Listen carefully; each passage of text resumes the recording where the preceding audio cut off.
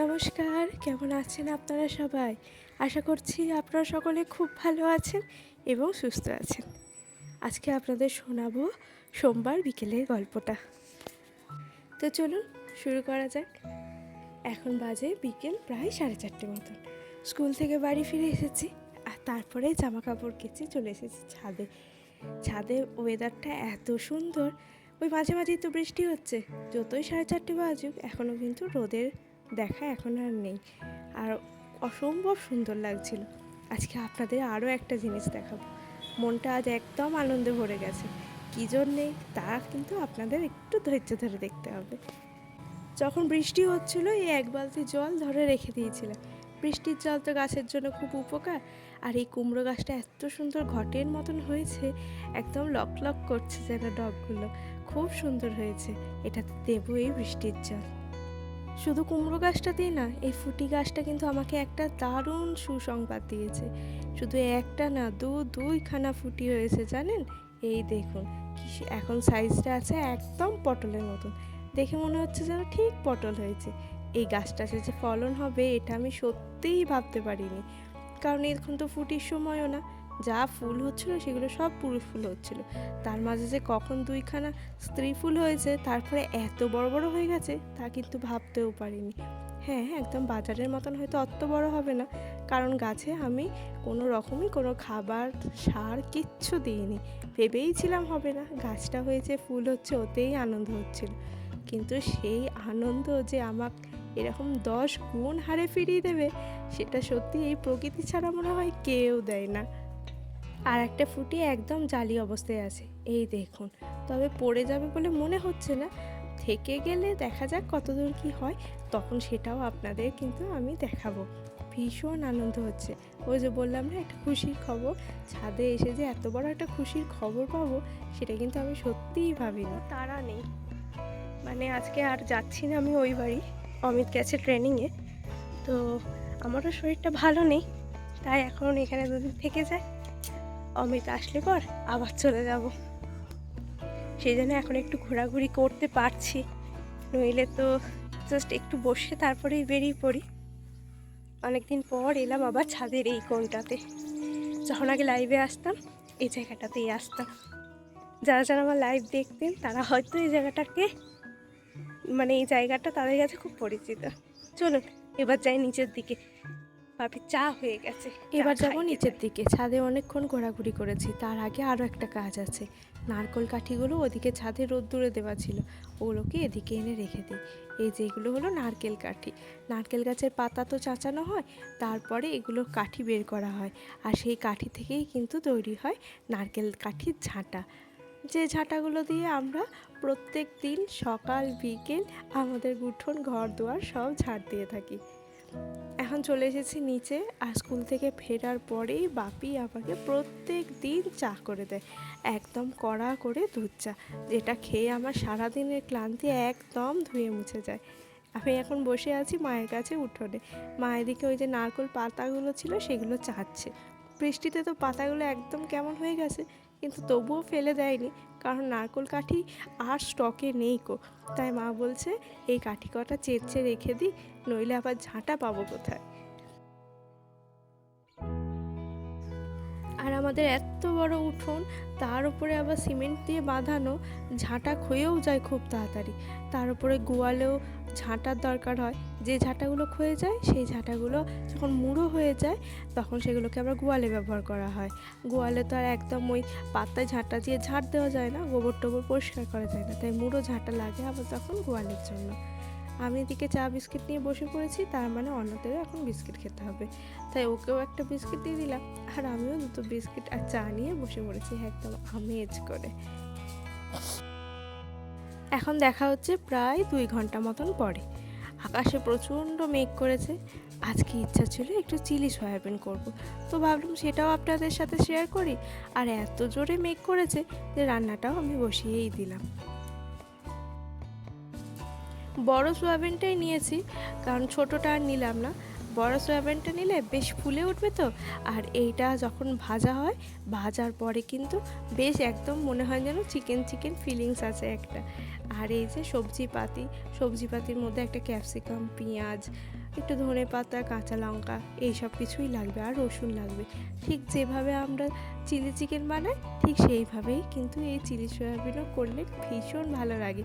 রুটি বা পরোটা বলুন, যাই বলুন না কেন, এগুলো দিয়ে খেতে কিন্তু ভীষণ ভালো লাগে। আর সত্যি কথা বলতে অনাথ যে এত ভালোবেসেছে এটাকে, ও যে কতগুলো সয়াবিন খেয়েছে তার তো ঠিক ঠিকানা নেই। ও আসলে মনে হয় বুঝতেই পারেনি এগুলো সয়াবিন না এগুলো চিকেন। ও খুব আরাম করে রুটি দিয়ে খেয়েছে জানেন। থালাটা কি সুন্দর কালারফুল লাগছে তাই না? যে সয়াবিনগুলো সেদ্ধ করতে দিয়েছিলাম আলতো হাতে একটা বাটি করে চেপে চেপে ভেতর থেকে খানিকটা জল বের করে নিলাম, কারণ এই জলটা যত বেশি পরিমাণে থাকবে, আমার তো এটাকে ম্যারিনেট করার জন্য বেশি পরিমাণে কর্নফ্লাওয়ার লাগবে, আর যখন তেলে দেব এই জলটাও তো শুকোতে সময় লাগবে, তখনকার সয়াবিনটা একদম টান টান হয়ে যাবে, শক্ত হয়ে যাবে বেশি ভাজলে। সেই কারণে কিছুটা জল বের করে দিলাম, সবটা বের করা যাবে না, কারণ যত চিপবো সয়াবিনটা ফেটে যেতে পারে, তখন আবার খেতে কিন্তু একদমই খারাপ লাগবে। এখন আমি ম্যারিনেটটা করে নিচ্ছি। এতে দিয়েছি ডিম, কর্নফ্লাওয়ার, একটু আদা জিরে বাটা, তার সঙ্গে নুন, হলুদ আর যাবতীয় যা লাগে সেইটুকু, আর একটু রসুন কুচিও দিয়েছি। রসুনের ফ্লেভারটা কিন্তু এই চিলি চিকেন বা চিলি সয়াবিন, চিলি পনির এতে কিন্তু ভীষণ ভালো লাগে, সেই কারণে একটু রসুন দিয়ে দিয়েছি। আর এরপর কিছুক্ষণ রেখে দিয়েছিলাম, তারপর এক এক করে এটা কিন্তু ভেজে নেব। এই ভাজা সয়াবিনটা খেতেও কিন্তু একদম চিকেন ফ্রাইয়ের মতনই লাগে, ভীষণ সুন্দর লাগে। আমি তো কয়েকটা এখনই খেয়ে নিয়েছিলাম খুব খুব করে। যদিও এই জিনিসগুলো খাওয়া এখন আমার একদমই বারণ, কিন্তু কি করব বলুন, খেয়ে তো ইচ্ছে করছিলই, আর খেয়েও নিয়েছি। কড়াইয়ে ভাজতে দিয়ে এসেছি, মানে এক ঝাঁক ভাজতে দিয়ে এসেছি, তারপরে বাইরের দিকে এলাম। প্রচুর মেঘ করেছে, আর এই যে নারকোল পাতাগুলো ছিল সেগুলো মা আবার একধারে সরিয়ে রেখে দিচ্ছে। রানী এসে যা লাফালাফি করছে, আর ধপাস করে পড়ে গিয়েছিল স্লিপ কেটে এর ওপরে, তাই মা একধারে সাজিয়ে রেখে দিচ্ছিল। আর এই বর্ষার ওয়েদারে তো সাপ খোপ বা বিছে হতে থাকেই সব সময়, সেই কারণে যতটা পরিষ্কার পরিচ্ছন্ন রাখা যায় ততটাই কিন্তু নিজেদের জন্য অনেক ভালো। এখন আমি চলে এসেছি আবার রান্নাঘরে। একটা ঝাঁক বসিয়ে দিয়ে গেছিলাম, সেটাকে এবার তুলে নেব, তারপর একটু টেস্টও করে নিলাম, বেশ ভালো লাগছিল কিন্তু জানেন। এখন কড়াইয়ে পেঁয়াজ ভাজতে দিয়ে দিয়েছি। প্রথমে রসুন কয়টা দিয়ে দিয়েছিলাম, তারপরে এখন দিয়েছি পেঁয়াজ। পেঁয়াজটাকে আগে কি করতাম, একটা একটা করে ছাড়াতাম, তারপরে দেখি কি তেলে দিলেই তো সব ছেড়ে যায়, সেই জন্য ওই কাজটা একদম বাতিলের খাতায় ফেলে দিয়েছি। ওইভাবেই পেঁয়াজ দিয়ে দিয়েছি, ওটা যখনই গরম হয়ে যাবে তখনই কিন্তু ছেড়ে ছেড়ে যাবে। আর বাড়িতে না সয়া সসটা ছিল না, তো কী করেছিলাম, তেঁতুল গোলা জল দিয়েই কাজ মিটিয়ে নিয়েছিলাম। আমি এইভাবেই করি, পুরো খেতে খুব একটা খারাপ কিন্তু হয় না। তেঁতুল গোলা জল দিয়েও করে দেখতে পারেন, খুব সুন্দর খেতে হবে। কোনো রকমের সসই কিন্তু বাড়িতে নেই, কেবলমাত্র ছিল টমেটো কেচাপটা, আর ওই তেঁতুলগোলা জল দিয়েই কিন্তু আজকে আমি কাজ সেরে ফেলেছি। খেয়ে কেউ ধরতেই পারবে না যে এটা একদম রেস্টুরেন্ট স্টাইলে হয়নি, বা এত ধরনের সস টস কিছুই পড়েনি। অসম্ভব সুন্দর খেতে হয়েছিল কিন্তু। এখন তো প্রায় সন্ধ্যা হয়ে গেছে, তার উপরে কারেন্ট গেছে চলে, কিন্তু এদিকে আমার রান্নাটাও হয়নি। যাই হোক, বাটাবাটির কাজগুলো তো হয়ে গেছিলো, আর বেশিক্ষণ বাকি নেই আমার রান্না হতে। ওই ঝোলটা ফুটে গেলে ওটাতে একটু কর্নফ্লাওয়ার গোলা দিয়ে দেবো, যাতে থিকনেসটা হয়, তাহলেই ব্যাস হয়ে যাবে। আর এদিকে অনাথ মায়ের কাছে শুয়ে শুয়ে আদর খাচ্ছে, আর আমি ওদিকে রান্না করেছি বলে মায়ের আর আজকে চাপ হয়নি, মায়ের পর শুধু রুটিটাই করে নেবে। শেষকালে একটু ধনে পাতা আর একটু গোলমরিচ গুঁড়ো দিয়ে দিয়েছি। গোলমরিচটা না খুব একটা বেশি গুঁড়ো করিনি, একদম পাউডার পাউডার করিনি, তাহলে কেমন জানি ধুলো ধুলো লাগে। একটু গোটা গোটা রেখেছি, তাতে লাগবে, আর গোলমরিচের ঝালটা আর গোলমরিচের যে একটা সুন্দর ফ্লেভার আছে সেটা ভীষণ ভালো লাগে। সব শেষে একটা কথা বলি, আপনাদের অনেকের কমেন্ট আমি পেয়েছি, যেটা আমাকে কিন্তু অনেক অনেক অনেক মনের জোর দিয়েছে।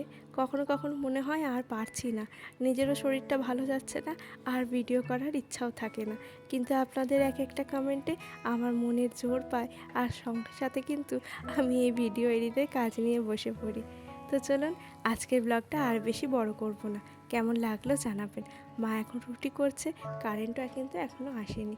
তো চলুন আজকের ব্লগটা এখানেই শেষ করছি। সবাই ভালো থাকবেন, সুস্থ থাকবেন, আর আমার ব্লগটা কেমন লাগলো অবশ্যই জানাবেন। আর বাড়িতে একদিন এইভাবে চিলি সয়াবিন ট্রাই করে দেখবেন, ভীষণ সুন্দর খেতে লাগবে। তারপরে না হয় এসে একটা কমেন্ট করবেন চিলি সয়াবিন খেতে কেমন লাগলো। তাহলে আজকের মতন আসি, টাটা। সবাই ভালো থাকবেন, সুস্থ থাকবেন, আর আমার এই ছোট্ট চ্যানেলটার পাশে থাকবেন। আপনাদের এই মূল্যবান মতামত আমার জন্য অনেক অনেক অনেকটা দামি। আমার মনের জোর বাড়ানোর জন্য আপনাদের অনেক অনেক ধন্যবাদ। তো আজকের মতন আসি। মায়ের রুটিগুলো দেখেছেন তো কেমন কুবো কুবো হয়ে ফুলছে। আমার রুটিও কিন্তু এখন এইরকম সুন্দরভাবে ফুলতে থাকে। এদিকে রানীও এসে গেছে রুটি খেতে।